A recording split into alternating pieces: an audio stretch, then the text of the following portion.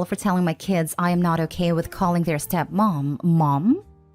2 years ago, my husband left me for my best friend after 20 years of marriage, and they got married.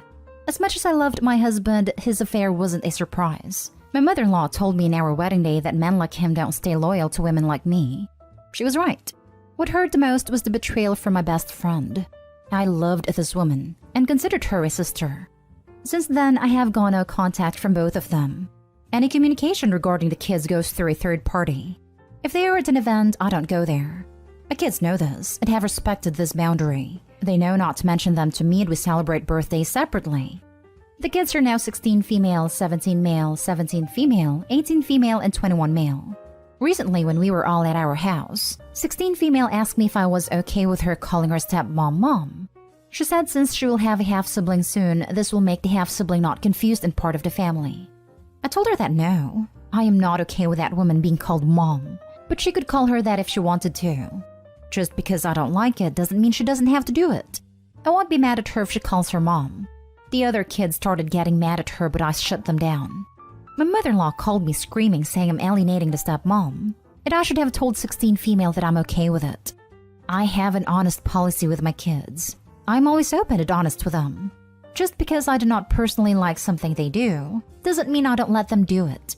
For example, 17 male has a lot of piercings I personally do not like, but that doesn't mean I forbid him from having them. Now for the top comments before the little update. Not today, Hole. At 16, the kid should be able to understand why you would not be okay with that. Besides, I don't see how the half-sibling would be confused if everything is explained to them like any other blended family. Sounds like someone whispered in your kid's ear about calling the mistress Mom thing, because I don't think a 16-year-old would think about it on their own. I would like to say that my former best friend is better than that, but then again, she also slept with my husband after 15 years of friendship, so maybe I don't know her that well. It may not be the mistress. It could be your ex or your ex's mother, since she seems so angry about it. Your ex's mother. Possible. She loves her new daughter-in-law. No one was happier in the divorce than her, because she now finally has a daughter-in-law of her class, rather than one below it. You handled that very maturely and reasonably. Your ex-mother-in-law is just an a-hole, and don't listen to her. I think that you're being graceful in the face of great pain and sacrifice. You sound like an excellent mother. I'm sorry you're going through this. I'd suggest adding your mother-in-law to your no-contact list as well, since it looks like she's not a rational person. Can I call her Mom and are you okay with me calling her Mom are two very different questions. The first one, the answer can be controversial. If you had said no, then she could have argued with you. You said yes. No arguing there. The second one, she is asking you about a feeling. You can't control a feeling. She can't be mad because you feel things. What makes a difference between a good and a bad person is not the feeling they have, but what they do with the feeling. You are not a bad person for having a feeling, and you were definitely a good person for having a bad feeling, but choosing to handle it the hard way. Not today, Hole. Now for the little update. I just went up to my daughter's room. I gently asked her why she gave mother-in-law my number. She said because grandma asked her. I asked if it was her idea to call stepmom Mom. She said yes. I told her she is more than allowed to call her Mom. It doesn't matter how I feel about it. I also told her that I want no contact with her grandmother for a reason, and she isn't allowed to give my number out to people I don't talk to. She apologized. Also to the people asking about the stepmom. She was my best friend for 15 years and the kids considered her an aunt. When the affair happened, the oldest kid stopped talking to her, but the youngest was very attached to her still. Maybe that's why she feels comfortable with calling her Mom. Either way, it's her choice. I would also like to address a few things. To those of you accusing me of blaming the stepmom and not my husband for the affair, I blame both. I got betrayed by two people. One a husband and the other a sister. A betrayal from a sister hits just as hard as a betrayal from a husband. And secondly, some of you have been commenting on why my daughter is so attached to the stepmom. My youngest is a very loving person. Her stepmom has been in her life since she was 1 year old. Back then she was auntie, but after the affair, all my other children turned away from her. But it wasn't so easy for my youngest. She still cares for her. My boundary is still in place. I'm no contact with the ex-mother-in-law and ex-best friend. I will be logging off now. Have a great day. Next story is titled, Am I the a-hole for not contributing to my family's expenses related to my wedding? My fiancé, 26 female, and I, 28 male, are getting married at a destination wedding next summer. The destination is special to my fiancé as she vacationed there with her family a couple times when she was younger, and it holds sentimental value to her. I was open to the idea since I am pretty indifferent when it comes to the wedding planning, and this seemed like an easy way to check a lot of boxes at once, plus the added bonus of my fiancé getting a wedding she dreamed about. Of course, the downfall of a destination wedding is that people might not be able to attend. We expected this and had a lot of conversations about making sure we don't take anything personally if people can't attend, and we're very clear to the people we asked to be in our wedding party about the cost and expectations. There were a couple of friends they asked to be groomsmen that had to decline due to them having young kids, and I totally get that and respect it. I'm not an idiot. My wedding is not more important than your kids to you. This hasn't been as much of a problem with my fiancé's side, as her family comes from money, and destination weddings are kind of the norm for them. In the time we've dated, I think 4 to 5 of her cousins have had destination weddings, but we only attended one of them, and there was no fuss on anyone's part about the ones we didn't go to. My family, however, does not come from money. When I told my parents and siblings about our wedding plans, they all kind of freaked out about not being able to afford it. I get it, my siblings have kids and expenses too. So I told them I understand if it's not something they are able to afford. And while I would love for them to be there, I won't hold it against them if they can't make it work. My parents have guilted me over it a little bit, but have assured me they will be attending. However, they told me that we should all pool some money together, and by all they mean mostly me, to make sure all my siblings and their families can attend. I told them there is pretty much no way I can do that. My 2 sisters got wind of this idea, probably from my mom, and they said that the only way they can attend is if I help pay for at least half of their trips for their whole families, kids included. I kind of laughed at that and told them there is no way I will do that. They said that since I am the one who decided to have a destination wedding, and that it is my responsibility to make sure my family can all attend. I told them that I love them and would love to have them at my wedding, but I am not funding vacations for their entire family. I said the only way I would even consider it would be if it was just them and their spouses, no kids. They said that excluding their kids was not acceptable. They told me that I have turned into a stuck-up a-hole since I got engaged, and I am rubbing my fiancé's money in their faces. They accused me of having a destination wedding on purpose to rub it in their faces that they can't afford something like it.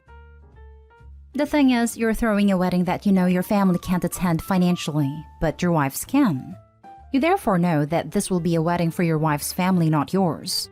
You therefore know that this is symbolic of you choosing and entering a lifestyle in which money divides you from your former family. If your family's presence in your life isn't important for your wedding, there's every reason to believe it won't be important for other events. Your family understands all this, just like you do. You're pretending it's just one day and it's no big deal if they miss it. Like, you won't be offended. Like, your feelings won't be hurt. But that's your way of deflecting the point. It hurts them to watch you choose money over their participation in your life. It hurts them to be excluded from the wedding of their close loved one. You're the a-hole. Take responsibility for leaving your family out of your wedding.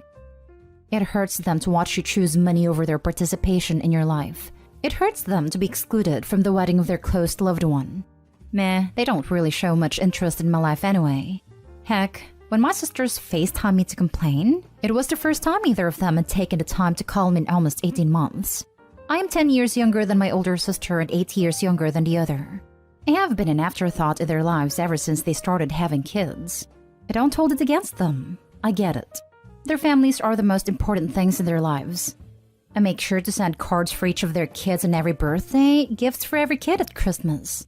I don't even get a text from them on my birthday. Maybe you're right. Maybe I'm kidding myself into thinking I actually want them there. And this is just my subconscious reminding me that they don't give a f about me unless they think they can get something out of it. But for them to act like they actually care about my important life events kind of makes me laugh now that I think about it. Based on this, not an a-hole.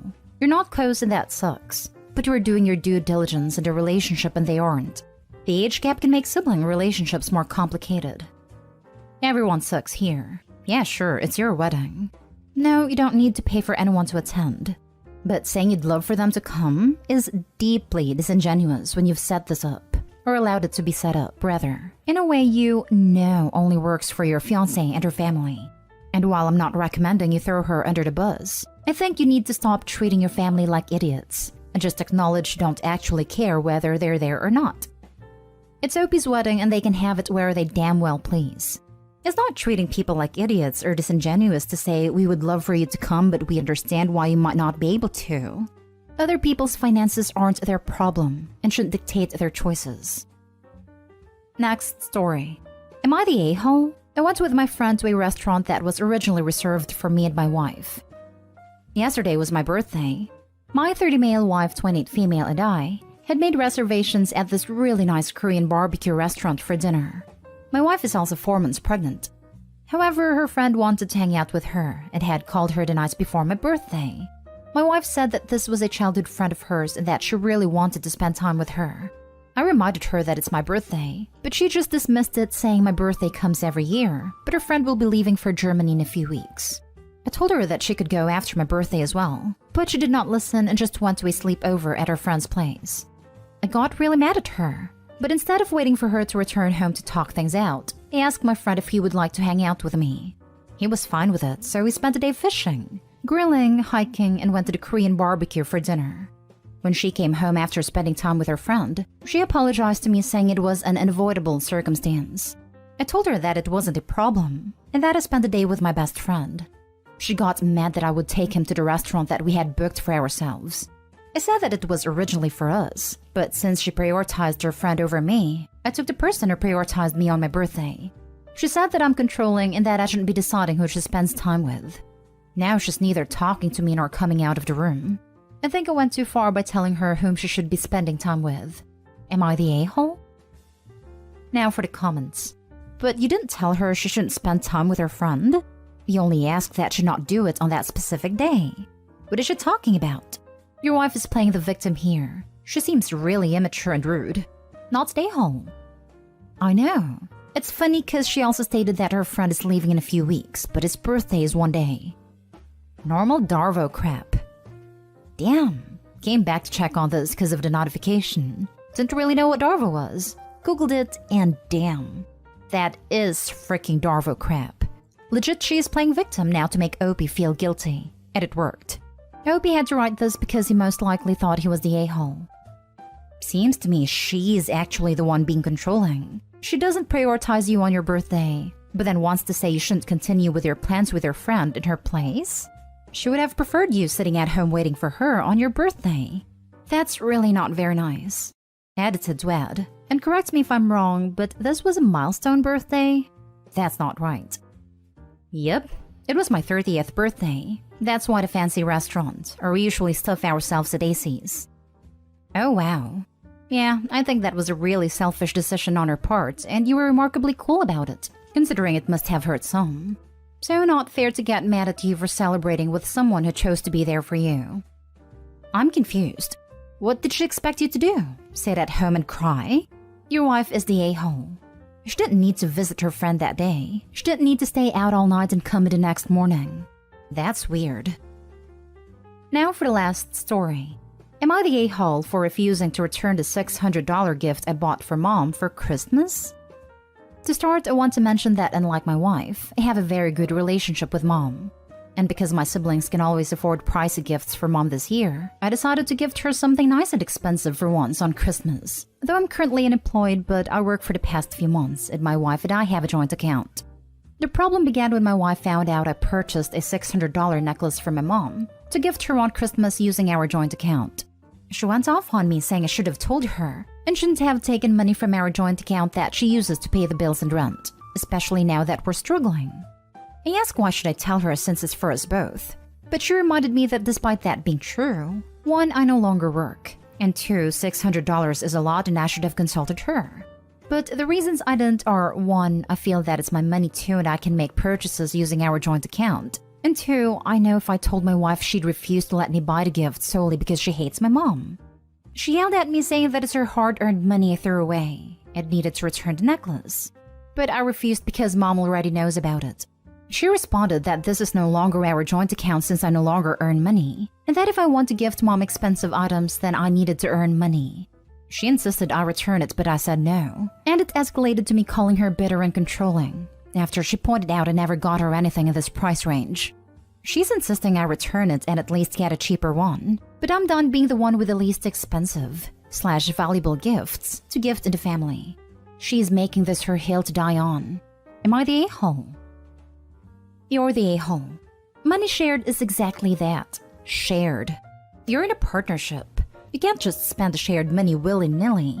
And she has every right to be upset if you're using the money you both share to buy extravagant gifts for other people without talking it through first. My rule of thumb is always, if it's more than $100, discuss it. Shared finances is not an ask for forgiveness, not permission situation. This exactly. I never spent more than $100 without consulting my wife. Because of tight bills, I lowered my threshold to $20 unless it is no necessity. Food, gas, oil change. You're unemployed and blew what I take home in a week? Oh yeah, you're the a-hole. Oh, told mom before Christmas so you couldn't return it. Double a-hole. Doing it intentionally behind your wife's back because you didn't even need to talk to her to know it was wrong? You planning on moving in with your mother? Probably should. You need a new place to sleep. This was a triple a-hole move. You said what I was thinking in perfect summary. You should start packing now. It is absolutely unreasonable for someone in your financial situation, having no income, to be making unnecessary $600 purchases from your joint account without agreement from your wife. No parent wants their unemployed adult son buying them a $600 necklace for Christmas. He says she already knows about the necklace though, which may shed some light on why she and the wife don't get along. What sort of person finds out their unemployed son just spent $600 in jewelry? It is like, great, thanks, looking forward to it. Sounds like he and his mother deserve each other.